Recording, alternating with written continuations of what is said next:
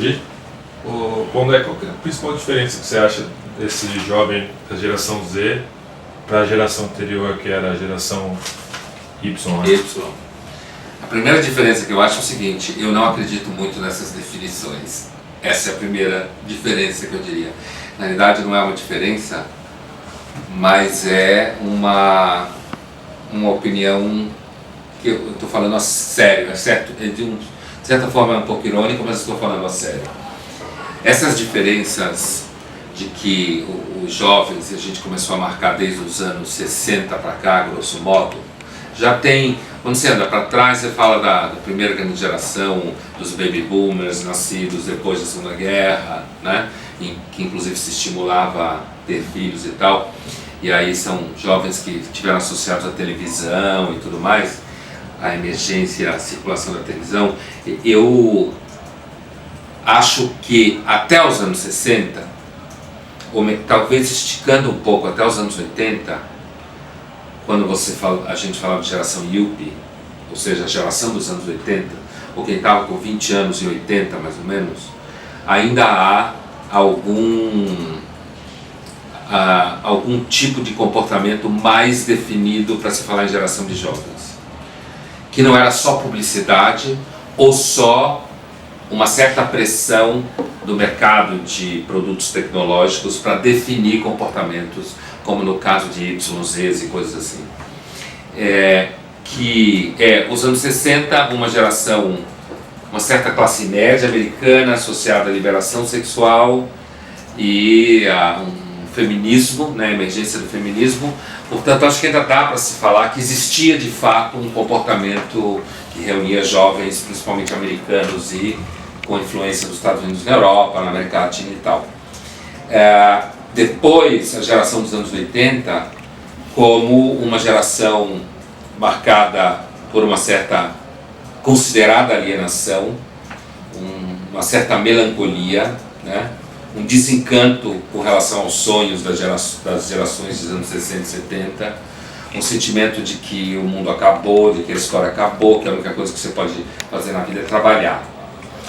Então, me parece que dá para se falar de alguma forma de comportamentos diferenciais, mas que na realidade, desde o começo, foi um fenômeno muito bancado pela mídia, né? Pela televisão, pela publicidade principalmente, e depois o cinema, que cacifou a ideia de que os jovens tinham finalmente se transformado numa classe social, entre aspas, por um grupo social significativo definido pelo tipo de roupa, pelo tipo de expectativa de vida, por uma certa revolta com relação aos seus pais e às suas gerações anteriores.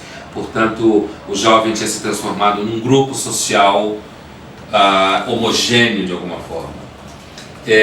Acho que a grande coisa que esses anos 60 e 80 inventaram em termos de jovem foi a invenção do jovem como consumidor. Uma camada que começa uma camada que consome, que pressiona os pais para consumir, que quando ganha sua grana quer comprar suas coisas, certo? Começa a se preocupar em ter... E aí entra essa pressão enorme para falar de cada vez mais inventar uma geração com uma letra, certo? E que essa geração com letra, o processo está sempre associado a cada vez mais rapidez, lida com vários estímulos ao mesmo tempo, já nasce com o iPad encravado na sua cognição. Então você dá para o bebê o iPad e ele começa a mexer. Eu estava outro dia num restaurante, escrevi isso um ano atrás, acho, na minha coluna. Me irritava bastante um casal com uma criança de uns 4 anos com um iPad na mão, talvez menor que 4. Eles faziam um barulho danado no restaurante, tipo o restaurante cabecinha da Zona Oeste, paulistana, domingo, todo mundo casual, não sei o quê, e aquele casal com uma roupa com um jeito tipo, sou chique, sou preguiçoso, com seu filho com o iPad na mão, o menino jogava, batia o iPad na mesa, gritava, ficava metendo o dedo assim. Assim é que nasce um mito de uma geração Z, entendeu? E aí, quando você vai pesquisar sobre geração Z, tudo que se fala é que é uma geração muito calcada na internet, assim.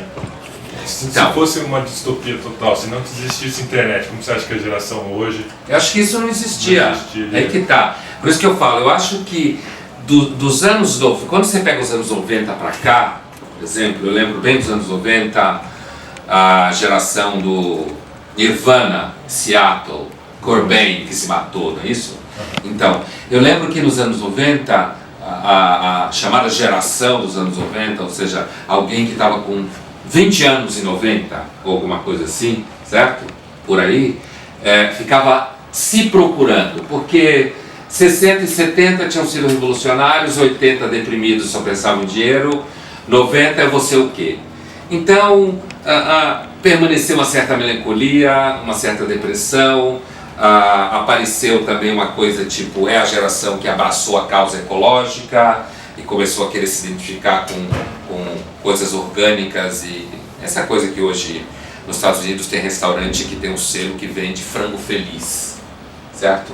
Vaca que foi morta por respeito, então a carne custa mais caro. Eu acho tudo um circo isso aí. Eu só como frango feliz. O que é o frango feliz? Que é criado solto, ciscando, não come porcaria, e até o dia que matam ele, então você vai comer um frango feliz.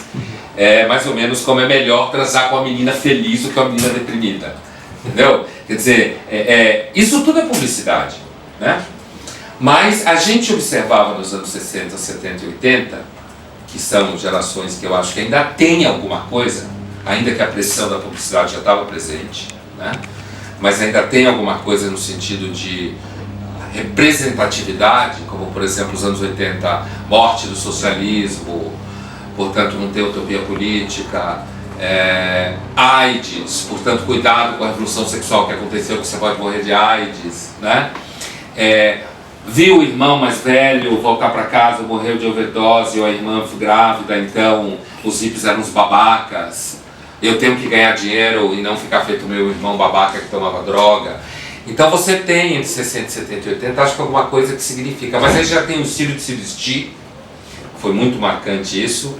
Agora acho que dos 90 para cá, cada vez mais as gerações são inventadas sem nenhuma grande representatividade, de fato, de uma certa época, é isso que eu quero dizer, de alguns valores que mais ou menos frouxos, mas não resta dúvida que estavam colados ali. Os anos 60 e 70 nos Estados Unidos, uma pressão contra o alistamento militar obrigatório do Vietnã, que foi o que disparou o movimento hippie de fato, né? Então, o questionamento da guerra do Vietnã, porque eu tenho que morrer lá num país que não tem nada a ver comigo, porque que a gente está indo para lá e tal. E dos anos 90 para cá, acho que essa mídia de gerações ficou procurando um lugar para colar. E colou nas tecnologias da informação, né? Há uma verdade que não no sentido cognitivo, eu não acredito nesse papo de que bebê nasce mais rápido, acho que isso é um papo furado, que é na realidade para você vender iPad cada vez mais. Eu não tenho nada contra vender iPad cada vez mais, o que me irrita são esses mitozinhos, né? É para os pais adoram achar que seus filhos são mais inteligentes do que o mundo, então essa história de que meu filho já nasceu de olho aberto, eu acho que na pré-história as crianças eram muito mais rápidas do que hoje em dia, que já nasciam tendo que correr de predador. O Esparta, né? Hoje os moleques são adolescentes até 35 anos, estão se procurando por aí, querendo saber o que faz e tal, dependendo do pai e da mãe. Então acho que isso é um papo furado. Mas não resta dúvida que em termos de comportamento, Pedro, há uma pressão da internet mesmo, certo? Assim, comportamento eu digo, olha a pressão no celular. Você pega alguém de 20 anos hoje, o cara nem imagina como é que se vivia sem celular. Como é que era a vida antes do celular? Tinha vida? Quando você se comunicava com tambor, né? E hoje o que acontece? As pessoas hoje combinam coisas quando vão sair à noite cada vez mais em cima da hora. Por quê? Porque liga no celular. Você sai de casa e resolve no caminho. Porque você vai falando pelo celular, certo? Então não há dúvida, isso que eu quero dizer, não há dúvida que a internet causa uma pressão no comportamento. Então não acho que seja, acho que é um tipo de geração muito mais fruto de um produto, pensando lá nos frankfurtianos mesmo, de instrumentalização, de mercantilização, do que as anteriores, né? Mas há aí uma coisa, então, uma tendência a um mundo masturbatório que a internet leva você, quando você é viciado nela. Então você fica naquele mundinho ali, brincando de se relacionar. Para mim o Facebook é um grande exemplo disso, o grande exemplo de punheta no computador, assim, quer dizer, você tem vários amigos, você... o Warren falou que no futuro as pessoas iam ser famosas por 15 minutos, agora as pessoas são famosas por 1,5 segundo, ou 15 segundos, né? Ou 1,5 minuto, acho que nem mais 1,5 minuto. E então, nesse sentido, essa geração Z, né, ela, apesar de que, insisto, essa coisa entre Z e Y, acho que é uma forçação de barra, certo? Mas se a gente levar em conta que a geração Z é uma geração já mais impregnada, né? Tipo desde o berço, sei lá, com uma presença das redes sociais de modo mais eficaz e mais barato e mais cotidiano. Então acho que uma principal marca é seguramente uma certa infância estendida, certo? Uma coisa de... É isso que eu ia te perguntar, porque eu li esses dias que a tendência do jovem brasileiro classe média alta é sair da casa dos pais cada vez mais tarde, uma coisa que na geração dos meus pais, por exemplo, saem tudo com 18, 19 anos, hoje o jovem espera ter um dinheiro para casar, sair com 29, 30 e poucos anos. A infância estendida. O que você acha disso? Essa infância estendida, acho que ela tem... É interessante porque a infância estendida é acompanhada de uma adolescência regressiva por parte dos adultos, né? Os adultos querem ser adolescentes e os adolescentes querem continuar criança. A infância estendida, no que eu estava falando, e aí eu chego a essa outra coisa que você falou, a infância estendida tem a ver justamente com essa ideia desse mundo dos TIs, como se fala, das tecnologias de informação, dela abrir um espaço lúdico, para falar bonitinho, né? Ou um espaço onde você fica brincando de viver com riscos reduzidos e com menos testabilidade da sua capacidade de enfrentar o mundo, no sentido de autoestima, no sentido de vínculos afetivos. Então esse mundinho aí, ele na realidade cria vínculos afetivos extremamente efêmeros e de plástico. E aí cria-se uma infância estendida no sentido de que o adulto não é capaz de enfrentar o mundo ficando no lugar da criança, que a criança não tem capacidade de enfrentar o mundo, o adolescente não é capaz de enfrentar o mundo. O que você falou dos jovens que ficam mais tempo na casa dos pais. Acho que primeiro hoje, inclusive ontem a gente discutia isso numa turma de cinema aqui do sétimo, né? Aquela disciplina que vocês fizeram,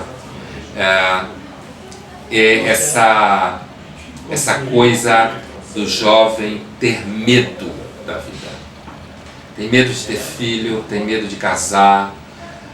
Quando ele pensa em morar sozinho, a casa dele como uma extensão do quarto. Não é uma casa, é o meu quarto maior, onde meus pais não me enchem o saco. Quando ele sonha em ter uma casa, ele sonha a casa como um quarto ampliado, onde ele tem o som dele, o computador dele, o Wi-Fi dele, e a mãe não fica mandando ele arrumar o quarto. Arruma o quarto, menino, arruma o quarto, menino. Quando na realidade você ter uma casa é uma responsabilidade enorme, que vai desde o encanador, eletricista, o condomínio, o IPTU, supermercado. Então, como acho que o mundo tem um processo de regressão mental, cultural, um monte de gente acha isso já há algumas décadas, né? Um processo lento de regressão mental. Então, as pessoas, os jovens começam a ter filhos, se transformou num problema, por exemplo. É uma questão que você tem que pensar, raciocinar, calcular, porque vai invadir o espaço, porque é caro, porque eu não sei se eu quero isso na minha vida. Então se transforma numa espécie de projeto. Faculdade, pós, mestrado, doutorado, estágio, emprego, estágio em Barcelona de 6 meses, apartamento, carro, daí vem um filho, aos 48 anos. E aí é aquela merda, você não tem mais fisiologia para isso, né? Então, e aí o moleque, o jovem fica em casa porque ele não quer assumir essas responsabilidades todas. Ele tem casa e comida, ele tem roupa lavada, ele tem IPTU, ele tem condomínio, Então, ele, principalmente quando ele consegue estabelecer uma situação que é muito comum, em que o quarto dele é território livre, ninguém pode entrar, porque aí vem a psicologia com essas histórias de que trauma, que faz trauma. E pelo lado dos pais, tem uma vantagem, que pai preguiçoso adora filho trancado no quarto. Você não precisa se relacionar, não precisa falar, não precisa... ele fica lá dentro, não enche seu saco, você não enche o saco dele, e você chama isso de respeitar o espaço, certo? Você tem até um nome chique para isso. E aí então o moleque fica muito tempo lá, por que não vai ficar? Porque, e principalmente o caso de meninas, né? Cara ainda tem um problema, que o cara cresce e começa a bater de frente com o pai, que é uma coisa de briga de galo, assim, entendeu? É natural. O filho cresce, está com 30 anos em casa, ele começa a pressionar a casa porque ele é um moleque, o pai é o dono, ele quer ser o dono. A menina, ainda a tendência dela ficar mais tempo é maior, porque a menina não tem esse conflito com o pai, né? E ainda tem uma coisa de às vezes, os pais quererem que a menina fique em casa. Filho pode ir para a rua, a menina fica em casa, né? Apesar de todos os lero-leros que se fala hoje. Então acho que essa infância expandida, Pedro, ela tem tanto o aspecto de que o mundo da geração Z acaba sendo um mundo de brinquedo, certo? Então um mundo onde não se sangra de verdade, e é de brinquedo porque na verdade continua se sangrando de verdade. E ao mesmo tempo tem essa coisa, a vida se tornou complexa, sabe? Antes você nascia, crescia, reproduzia, trabalhava, e isso era o curso normal. As pessoas cresciam, faziam filhos, as meninas ficavam grávidas, iam trabalhar. Hoje não, hoje existe uma preocupação. Como eu estou preocupado com tanto de glicose que eu como, eu quero saber exatamente o número de glicose que eu como, então eu também tenho que saber exatamente quantas horas do dia um filho de 2 anos me ocupa. E aí eu vou fazer um cálculo. Ocupa? Então não quero, porque vai me ocupar esse número de horas. Eu acho que isso tudo ainda é aquilo que a gente estudou no sexto, acho que isso ainda é um lento e gradual processo do narcisismo. Acho que continua sendo esse lento e gradual processo de instalação de uma cultura narcísica, de uma identidade frágil, covarde, incapaz de tomar decisão, terceiriza a responsabilidade, transforma a própria vida numa grande objeto de carreira. Legal. E você falou da regressão, de inteligência, não sei o quê. E muito se fala que hoje em dia, como o jovem tem acesso a tanta informação, que ele tem acesso a mais conhecimento. Você, como professor aqui, como é que você sente isso? Há tantos anos lecionando, você acha que o jovem hoje, que esse acesso à informação é sinônimo de conhecimento? Ou...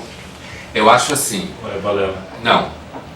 Hoje, numa aula, seja aqui, seja no doutorado, seja na Casa do Saber, portanto, grosso modo, para os pais dos alunos da FAAP, certo?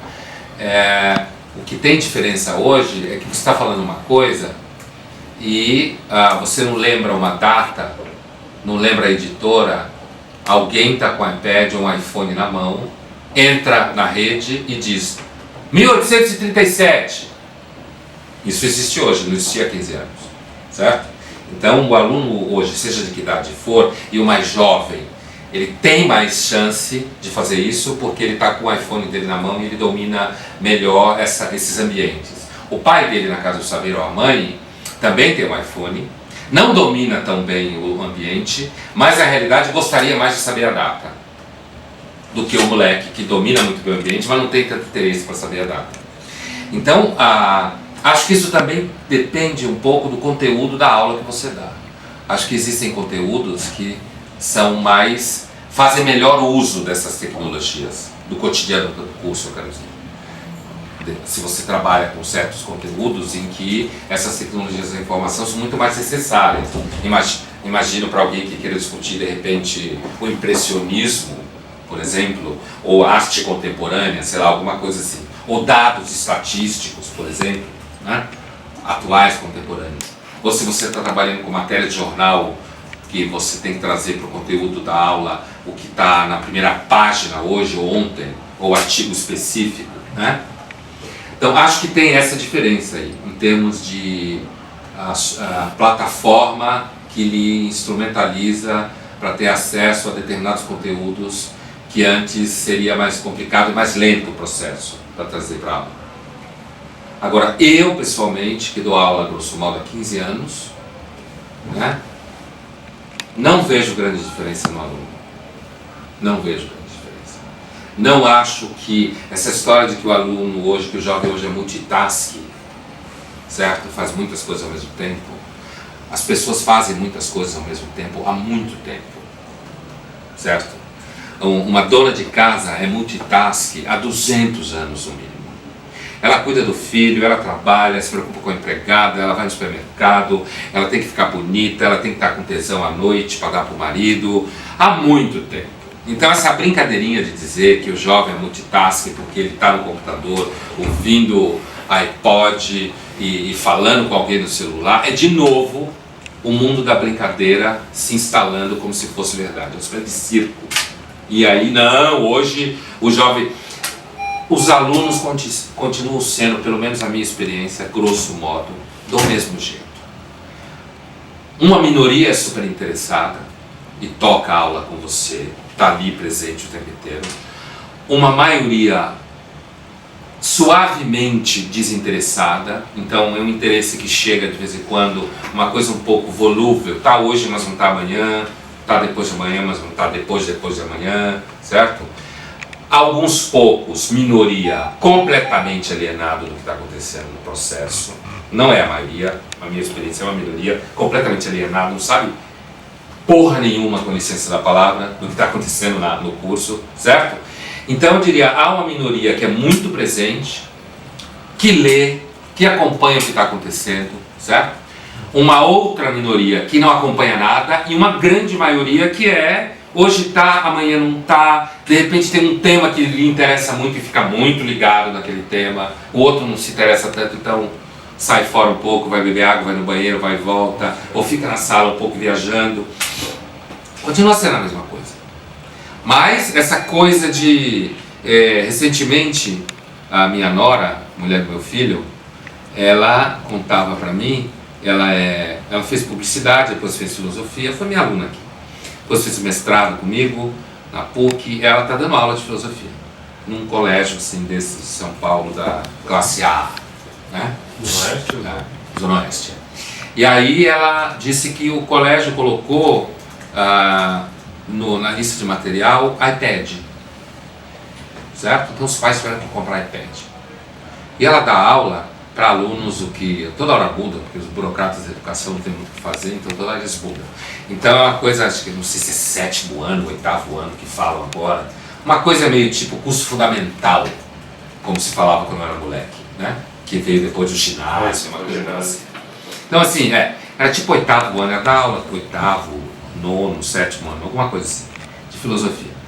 E aí o que acontece? A coordenadora começou a pressioná-la porque ela não usa o iPad na sala e os pais perguntam, pô, tive que comprar esse iPad? Agora tem que usar, né? A escola provavelmente achou um canal para vender iPad, ganha a escola, ganha o vendedor de iPad. Eu não tenho nada contra que se ganhe dinheiro, acho que o mundo não tem saída a não ser que se ganhe dinheiro. Tudo depende de dinheiro. Quem diz o contrário é mentiroso. Veja a diferença de São Paulo com o resto do Brasil. Porque em São Paulo tem mercado. Então é muito mais rico, as coisas acontecem. Você vai para o Rio de Janeiro, é lindo, maravilhoso, mas é uma brincadeira em comparação a São Paulo. Em todos os níveis. Né? Estados Unidos, por quê? Porque tem dinheiro. Então não tenho nada contra ter dinheiro. Agora, o problema é assim, tem disciplinas que você precisa usar iPad. Ou, não, se não precisa, é um recurso importante. Para a filosofia, ela disse... A coordenadora falou, inventa um exercício, sei lá, sobre Platão, Aristóteles, sei lá, tem que usar o iPad. Então, você não precisa, mas tem que usar. Então, a gente sente essa pressão na educação, né? Com essa brincadeirinha de dizer, há alguns anos atrás, a Casa do Saber, quando começou em 2004, comecei a dar aula lá em 2005, e... sei lá, uns 2 anos depois, alguma coisa assim, ela fez uma pesquisa rápida com os alunos sobre o uso do PowerPoint. Ninguém queria que se usasse PowerPoint na Casa do Saber. Chatíssimo. Eles querem que o cara sente na cadeira e passe conteúdo. Eu tenho certeza que entre nós aqui, alunos de graduação, muitos alunos também não gostam do PowerPoint, certo? O PowerPoint é um recurso que às vezes faz com que o professor não precise dar aula, fica repetindo aquilo. De novo, depende do conteúdo que você está trabalhando. Tem conteúdos que você tem que usar esse tipo de recurso mesmo. Agora, quando você universaliza, você cria um pouco, então, essa coisa meio de brincadeira, né? De que você precisa usar essa tecnologia da informação, que você depende dela, senão o mundo não existe, senão a educação não acontece. Então, o que eu falei no começo, quando você me perguntou, eu falei, acho que não existe diferença nenhuma entre X e Z, sendo um pouco irônico com isso. Acho que não tem nenhuma diferença, o aluno continua sendo do mesmo jeito que sempre foi. Alguns são mais inteligentes, alguns são muito pouco inteligentes, e a grande maioria é medianamente inteligente, medianamente com interesse. Também não acho que todo mundo tem que ser CDF. Se todo mundo fosse CDF no mundo, ia ser um saco, certo? Não acho que todo mundo tem que ser super interessado.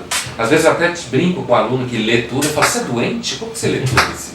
Então assim, acho que não tem... Agora, a maioria é mais ou menos interessada. Continuo achando que a aula depende muito mais do professor do que o aluno.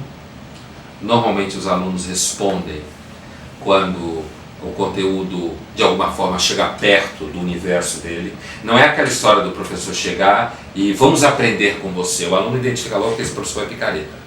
Eu vim hoje aprender com vocês aqui, certo? Então assim, mas acho que tem um jeito, uma pegada que você trabalha, a forma como você pega no tema, os temas que você escolhe, que você transforma aquilo numa coisa mais concreta para o aluno entender. Isso independe da idade, pouco importa a idade. É sempre assim, não acho que isso é por causa do jovem. Então, eu, por exemplo, acho que o aluno de graduação, quando você implica ele no processo, ele é muito melhor do que o aluno de pós. Muito melhor. Porque o aluno de pós é muito mais instrumental. Ele precisa do título, para o emprego, para a carreira, ele está com a tese. O aluno de graduação não. Quando ele está implicado no processo, ele é muito mais livre. Ele entra no processo, muito mais verdadeiro. Ele consegue se envolver com a coisa muito mais com o aluno de pós, que já é mais velho, mais comprometido, mais obrigações. Eu acho que não mudou, não. E para finalizar também, agora para a gente encerrar, daqui a 10 anos, quando esse pessoal da geração Z agora, que é minha idade, 20, 21 anos, estiver nos cargos da política no Brasil, das empresas, das escolas, o que você espera, como é que vai estar o país nesse momento, que a gente começar a coordenar mesmo e chefiar esses departamentos? O que você espera e o que você acha que vai acontecer? O que eu espero, assim, não tem... acho que profissionalmente é uma geração que seguramente vai trabalhar essas tecnologias da informação de um modo mais integrado, mais impregnado nelas, porque está acostumada com isso. Mas acho outras coisas mais importantes. Primeiro, eu acho que daqui, sei lá, 500 anos, ninguém vai ver a nossa época com a época do iPad. Ela vai ver muito mais a nossa época como uma época do ressentimento, onde todo mundo acha que tem direito a tudo, ninguém quer fazer nada e todo mundo terceiriza a responsabilidade. Porque o iPad daqui a 500 anos vai estar mais parecido com a pedra lascada do que com o que vai existir daqui a 500 anos. Então, eu espero dessa geração que hoje está com 20 anos mais ou menos, que daqui a 20 anos ela tenha conseguido mudar uma cultura no Brasil, que é essa cultura desgraçada que a gente tem de esperar tudo do governo, de esperar tudo do Estado, de uma travação da sociedade onde as pessoas não buscam fazer as coisas por elas. Que essa geração consiga superar esse pseudo-ódio ao dinheiro que a gente tem aqui. A gente continua pensando como igreja católica da Idade Média sobre o lucro. Consiga mudar essa mentalidade que a gente tem no Brasil de que quem dá emprego é bandido, certo? De que quem gosta de dinheiro não presta, de que quem é responsável pela sua própria vida é interesseiro.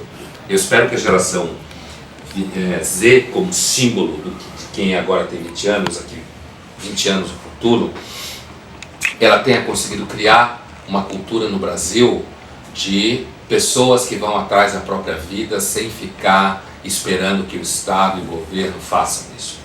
Portanto, que tenha um individualismo mais produtivo, certo? Não acho que o mundo vai ser feliz por causa disso. Só vai ser mais rico.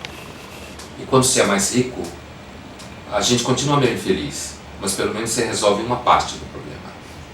Certo? É isso. Muito Muito obrigado. Nossa, bem? foi ótimo. Obrigado a vocês. Bom programa. Meu Deus do sol. Perdeu tudo, tem que começar tudo de novo. Valeu. Tchau.